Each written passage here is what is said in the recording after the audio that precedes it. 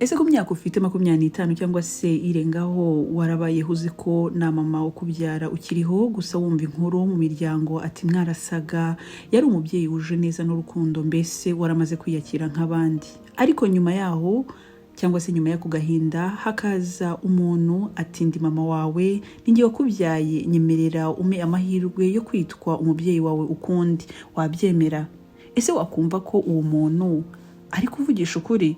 Ibi nibyo biri kuba ku muhanzi, umwanditsi w'indirimbo ndetse n'icyamamare muri Kenya Bahati. Nyuma y'ubuzima yarabayeho azi ko ari imfubyi, haje kugaragara umumama cyangwa se umubyeyi ukomeje kumwitirira ko ari mama we. Ngo izi nkuru Bahati yaramaze imyaka igera kuri 5 uyu mubyeyi amwitirira, gusa Bahati akabyirengagiza akumva ko ari bababyeyi cyangwa se babagore babashaka byinshi bakoresheje imbuga nkoranyambaga. Gusa amaze kubona ko ibintu bigeze ku rundi rwego, abantu batangiye kubikoramo inkuru ku mbuga nkoranyambaga, nibwo yaje guha uyu mubyeyi amahirwe maze baraganira. Umubyeyi amutekerereza byose kuva yakura kugeza aho ageze, kugeza ubwo atagize amahirwe yo gukomeza n'uyu mwana cyangwa se n'uyu Bahati. Nyuma y'ibyo uwo muhanzi Bahati yahise yibaza, ese mfe kwemera uyu muntu gutyo gusa nubwo tuganiriye? Ese nubwo nta mubyeyi mfite mfe kwemerera uyu mubyeyi nka mama wanjye?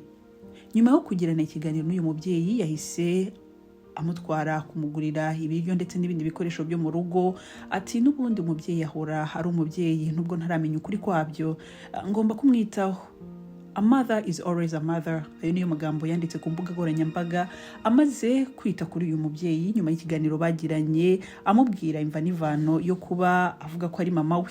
Nyuma y'ibyo umuhanzi Bahati yaje kujya ku rubuga rwa TikTok cyangwa se ku mbuga nkoranyambaga ze zitandukanye, maze avuga ko mu byo abona bishobora kumuha ukuri nyako ari ukujya kwa muganga, ubundi bagafata DNA test cyangwa se bakareba ko we n'uyu mubyeyi wiyita ko ari mama we ko hari icyo bahuriyeho. Nibyarangiriye aho ngaho ko yagiye ku mbuga nkoranyambaga ze, nanone agisha inama abafana be ati ese mumbwire kuko ngiye gukoresha DNA test n'uyu mubyeyi cyangwa nyihorere mbyemere gutyo gusa. Abenshi bashyigikiye iki gitekerezo bavuga ko byaba ari inzira nziza yo kuva mu rujijo ndetse no kwemera koko ibyo avuga ari ukuri. Ese ari wowe biri kubaho wabyitwaramo gute? Buri umubyeyi birababaza cyane, ariko se nyuma y'ubwo buzima umazemo imyaka n'imyaka ubaye uzi ko yitabye Imana, nyuma hakaza uje kuguhoza amarira yose warize, wabyemera? Ese wabyitwaramo gute? Abantu muri kwibaza ese koko tuzamenya ryari koko niba uyu mubyeyi ari umubyeyi nyakuri wa Bahati? Rero ibi Bahati yabishyizeho umucyo kuri Instagram, yandika ko nyuma y'iminsi 14 azagaruka ubundi akababwira igisubizo yavanye kwa muganga. Ese koko nawe ufite amatsiko yo kumenya niba koko uyu mubyeyi ari umubyeyi nyakuri wa Bahati? Imana ikora ibitangaza. Reka dutegereze iyi minsi 14, tuzagaruka tubabwire result cyangwa se icyavuyemo nyuma yo gukoresha DNA test. Ku bantu batazi uyu muhanzi rero, amazina ye nyakuri yitwa Bahati Kevin Mwangi.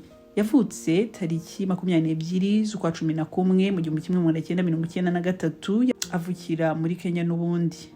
Yakuze ari imfubyi, arerwa n'abagizi ba neza n'umuryango witwa ABC Children's Home w'icyo gihe. Gusa Imana itera iteka ntibyakomeje gutyo, kuko ubu ni umuntu ukomeye mu gihugu cya Kenya, umuhanzi, umwanditsi w'indirimbo n'ibindi, aho we n'umuryango we bishimiye iterambere bamaze kugeraho abifashijwemo n'umugore we Diana Maruo usanzwe uzwi cyane ku mbuga nkoranyambaga, nawe w'umu content creator. Ndabashimiye, njye ndi Ntagara.